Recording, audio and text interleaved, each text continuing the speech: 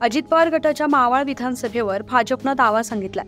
त्या अनुषंगाने 2 ऑगस्टला भाजपनं मेळाव्याचं आयोजन केलंय। त्यामुळे अजित पवार गटाचे आमदार सुनील शेळकेंच्या अडचणी वाढण्याची चिन्ह आहेत। ज्या पक्षाचा आमदार त्या पक्षाला ती जागा सोडायची असं महायुतीने विधानसभेसाठी बेसिक फॉर्म्युला ठरवलाय। मात्र दुसरीकडे मावळ विधानसभेत भाजपनं शड्डू ठोकलाय। ही जागा कमळ चिन्हावर लढवण्यासाठी आग्रह धरलेला आहे। त्यासाठी 2 ऑगस्टला मावळ भाजपाकडून शक्ती प्रदर्शन केलं जाणार आहे। त्यामुळे आता मावळ विधानसभेवरून महायुतीत तिढा निर्माण होणार आहे हे उघड आहे।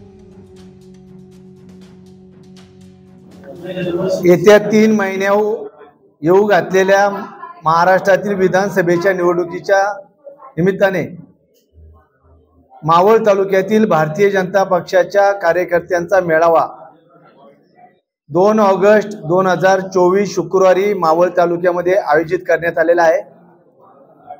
त्याची पूर्वतयारी म्हणून मावळ तालुक्यातील प्रत्येक पंचायत समिती गणामध्ये आजपासून 12 ठिकाणी पुढील 3 दिवस बैठकांचं आयोजित करण्यात आलेलं आहे।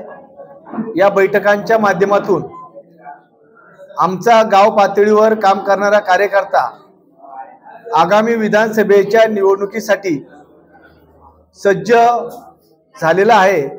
त्याला सक्रिय करून येणाऱ्या काळातली निवडणूक राज्यासाठी महायुती म्हणून त्या ठिकाणी आमच्यासाठी महत्त्वाची आहे आणि त्या निमित्तानेच आम्ही मावळ तालुक्यातील कार्यकर्त्यांचा मेळावा आयोजित केलेला आहे। विद्यमान आमदार जे आहेत ते अजित पवार गटाचे आहेत। येणाऱ्या विधानसभा निवडणुकीसाठी आपण मावळ हा भाजपसाठी सोडावा यासाठी काही आग्रही मागणी करणार? मावळ तालुक्याचा संपूर्ण जर इतिहास पाहिला तर 1957 ला मावळ विधानसभेतून रामभाऊजी माळगी यांनी जनसंघाच्या माध्यमातून मावळ तालुक्याचं प्रतिनिधित्व केलेलं आहे। 1957 ते 2024 यामध्ये सर्वात जास्त वेळा जनसंघ, जनता पार्टी आणि भारतीय जनता पक्षाच्या आमदार मावळ तालुक्यातल्या जनतेने या ठिकाणी निवडून दिलेला आहे। संघटनेच्या ताकदीवर लोकप्रतिनिधी निवडून देणारा महाराष्ट्रातील मावळ तालुक्याची एक आगळी वेगळी ओळख आहे।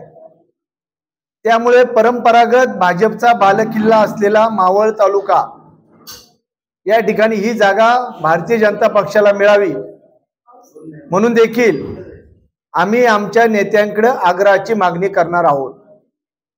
यासाठी तुम्ही मागणी करणार आहात, पण विधानसभेसाठी चेहरा कोण असणार आहे किंवा कोणाची तयारी किंवा कोणाला तुम्ही पुन्हा एकदा तयारी करणार आहे की अजून कोणता नवीन चेहरा देणार? महायुती म्हणून ही जागा भारतीय जनता पक्षाला मिळावी ही पहिली आग्रहाची मागणी आणि कमळ चिन्ह हा आमचा चेहरा असणार आहे हे देखील आज या ठिकाणी सांगतो। नुकताच 25 जुलैला एका नेत्याचा वाढदिवस झाला। संपूर्ण तालुकावर त्यांनी फ्लेक्सबाजी केली। फिक्स आमदार, भावी आमदार याकडे कसं पाहता? ही आमच्यासाठी आनंदाची गोष्ट आहे। येणारी निवडणूक आमच्या पक्षाचा आमचा एखादा नेता शेवटी स्वप्न आणि प्रत्यक्ष काम करून काम करणारा कार्यकर्ता त्या ठिकाणी दिवस रात्र मेहनत घेतोय। त्याच्यासाठी त्याचे प्रयत्न चालू आहे। तुम्ही नाव नाही घेतलं पण मी नाव घेतो।